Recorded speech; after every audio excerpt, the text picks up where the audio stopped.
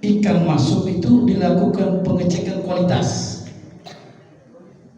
Karena korbannya adalah masyarakat yang berbelanja, Pak. Yakni formalin sepertinya dipakai. Baunya tidak berpengaruh karena ketika kita belanja di pasar, karena di pasar berarti baunya ini tidak muncul karena umumnya. Tapi kalau sudah dilakukan seperti termohon, dilakukan penyemprotan, maka baunya mungkin pasti antara yang suaranya bagus dengan yang bagus pasti ada pertama. Olehnya saya korbannya ketika di rumah setelah dibakar ikannya itu, dan ketahuannya ketika masak ikan itu hancur. Nah, ini tandanya bahwa ikan itu dipakai formalin. Justru saya bertanya tadi, apakah setiap pemasok ikan ini dilakukan pengecekan oleh para direktur kepada para petugas? Terima kasih, Pak. Baik, itu dulu 2 pertanyaan. Mungkin ini menarik ya, karena banyak ke pasar Tomohon. Mungkin yang pertama Pak bisa ditanggapi terkait dengan pasar ajang wisata tadi dari Pak Om Sampel, dan dari Bapak tadi, apakah ikan dilakukan pemeriksaan kualitas, terutama mungkin terkait formalin, Pak? Boleh. Terima kasih. Yang pertama, untuk pasar Tomohon yang pasti sekarang ini menjadi salah satu ajang wisata ya, karena setiap hari itu pasti ada wisatawan mancanegara yang datang ke pasar Tomohon. Karena kami tahun 2022 itu telah membuat satu inovasi yang baru, yaitu pembuatan lapak kuliner. Ini bekerjasama dengan pihak bank BRI memberikan CSR kepada kami untuk membuat lapak kuliner, sehingga wisatawan mancanegara yang datang untuk berkunjung kami tawarkan untuk mencicipi, walaupun mereka ngeri, karena di situ disediakan ular atau patola, lebih dikenal dengan patola, baru RW, dan juga paniki.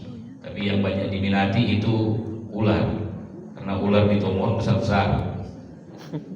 Waktu lalu pernah ada yang bawa ularnya itu diameternya seperti pohon kelapa. Saya tanya dari mana, dari Kalimantan. Dan ternyata orang Tomohon lebih suka ular yang besar, karena ada katanya kalau besar tulangnya itu gampang diambil, kalau kecil tulangnya kecil, jadi gampang masih ada di situ.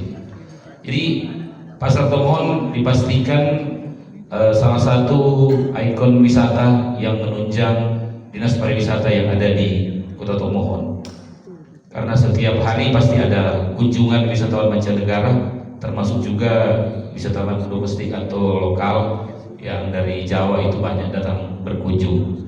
Terkait dengan musola yang disampaikan oleh Pak Sampel tadi, waktu lalu memang ada musola, tapi saya heran ketika kami berikan kepercayaan kepada pedagang untuk menempati tempat itu supaya bisa untuk dibersihkan, ternyata dijadikan gudang. Sehingga sekarang kami ambil alih, dan masukan yang bagus kami akan buat kembali musola itu, karena sudah tidak memenuhi syarat, jadi akan dibangun musola yang baru. Demikian Pak. Dan untuk ikan Pak, kami memang ada mengadakan pengujian atau mengambil sampel, tetapi tidak semua. Makanya ada juga ditemukan ada ikan yang gatal, berarti beberapa hari. Tetapi kami membuka ruang publik kepada pengunjung, jika ditemukan ada misalnya ikan gatal, lapor ke kami. Nanti kami yang sampaikan kepada yang bersangkutan. Kadang-kadang mungkin ada penjual ikan yang tidak tahu atau pura-pura yang tahu. Jadi orang mesti kasih ada jual ikan gatal. Kenapa? Kami harus menjamin bahwa pengunjung yang datang itu puas. Makanya kami memberi ruang kepada pengunjung atau pembeli jika terjadi sesuatu, termasuk timbangan, Pak. Kami siap menerima laporan. Nah, kalaupun misalnya ditemukan yang seperti itu, tidak apa-apa kasih tahu ke orang-orang, jangan coba beli di situ. Yang rugi kan pedagang itu, ketika mereka menjual sesuatu yang tidak berkualitas. Kalau ada keluhan, kami bilang berikut, kan banyak pedagang beli tanpa lain. Yang rugi pedagang yang dimaksud itu. Jadi tetap adakan pengujian, tetapi pengujian itu tidak bisa mencapai keseluruhan pedagang. Pedagang ikan di Tomohon itu ada sekitar 182. Jadi kalau orang uji semua satu hari, so gatal pulang tuh ikan belum kelar uji ini. Iya, jadi sampling ya Pak.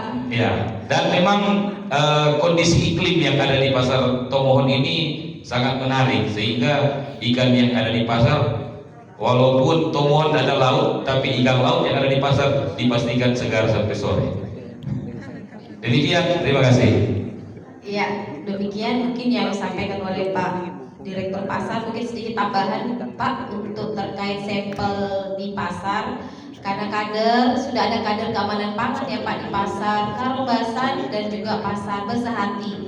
Jadi sampel ikan itu secara rutin bisa diujikan formalin, tapi memang mungkin tidak semua sampel ikan bisa tersampling, tapi dipilih, namanya juga disampling Pak, sehingga bisa dilakukan pengujian. Jadi memang mungkin yang perlu lebih banyak sosialisasi kepada pedagang terkait ikannya adalah ikan yang dijual adalah ikan yang segar.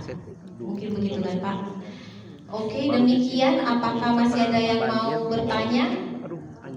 Pak Lurah, masih ada satu. Pak Lurah Paniki Bawah.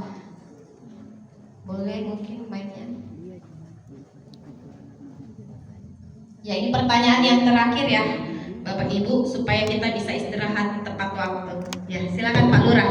Oh baik, nama saya Freddy Raul, Lurah Paniki Bawah. Ini bukan pertanyaan, tapi mungkin sekedar masukan kepada Badan POM atau dinas terkait. Perlu kita ketahui bersama bahwa salah satu masalah dalam keamanan pangan yaitu kurangnya konsumen mengetahui bagaimana keamanan pangan. Yang ingin kami beri masukan kepada dinas terkait atau Badan POM, perlu kita ketahui bersama bahwa pengetahuan akan keamanan pangan yang memberikan informasi yaitu kader yang jelas. Tanpa informasi daripada kader kita tidak akan menyentuh kepada konsumen yang ada. Dan perlu diketahui Paniki Bawah tadi kalau mau lihat Kelurahan Wanea jumlah penduduk cuma 6.000.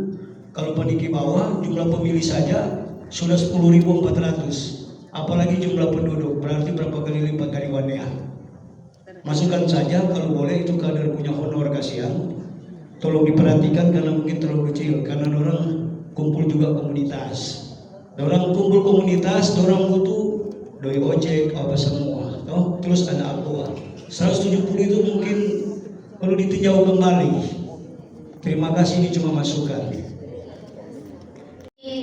Corong-corong informasi untuk mengedukasi masyarakat semakin luas terkait dengan keamanan pangan. Nanti Bapak untuk masukan dari Pak Lurah juga boleh. Nanti kalau ada kegiatan untuk pengembangan terkait dengan SDM, kader keamanan pangan, nanti kami akan libatkan dan ikut sertakan untuk kegiatan di tahun-tahun yang akan datang.